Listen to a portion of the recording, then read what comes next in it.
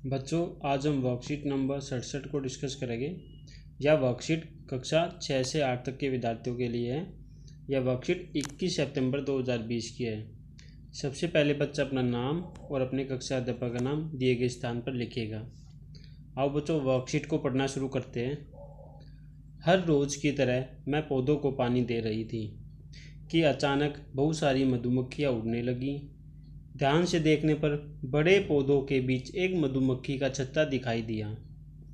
उसे देखकर मैं बहुत खुश हुई, क्योंकि अभी तक सिर्फ किताबों में ही देखा व पढ़ा था, और अब समझी कि किताबें पढ़ना कितना ज़रूरी है।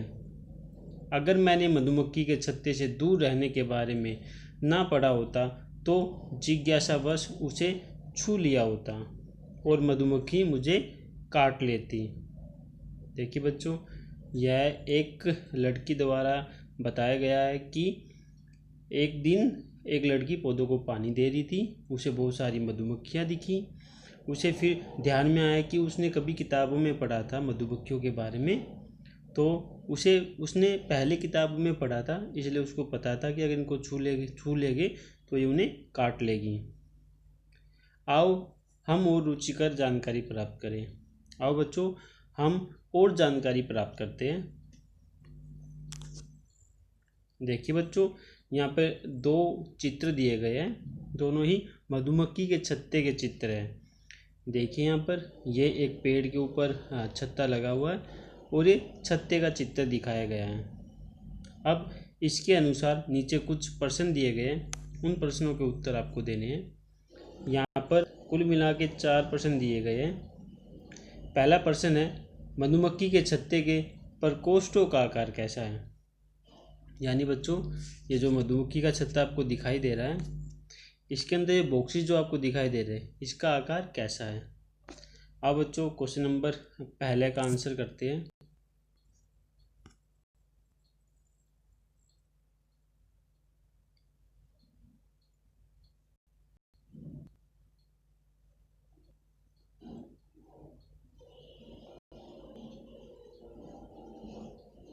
देखिए बच्चों, यह है क्वेश्चन नंबर 1, मधुमक्खी के छत्ते के प्रकोष्ठों का आकार कैसा है।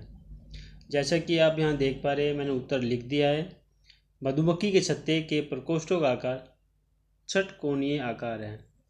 यानी इसमें कितनी भुजाएं है, 6 भुजाएं हैं, तो एक ऐसा आकार हो जाएगा षटकोणीय।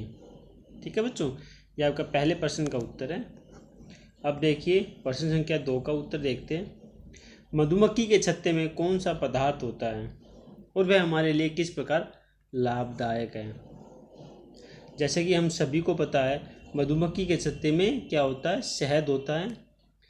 शहद के अंदर क्या क्या होता है, देखिए बच्चों, शहद के अंदर विटामिन, एंजाइम, पराग और एंटीऑक्सीडेंट होते हैं।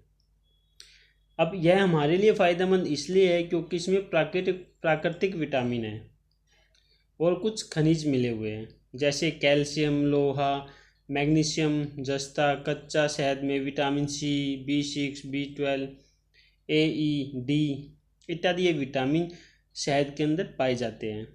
अब ये विटामिन, इतने सारे विटामिन हमको शहद के अंदर मिल जाएंगे, तो उससे क्या होता है, ये हमारे शरीर के लिए बहुत फ़ायदेमंद होते हैं और इससे हमें बीमारियों से लड़ने में मदद मिलती है।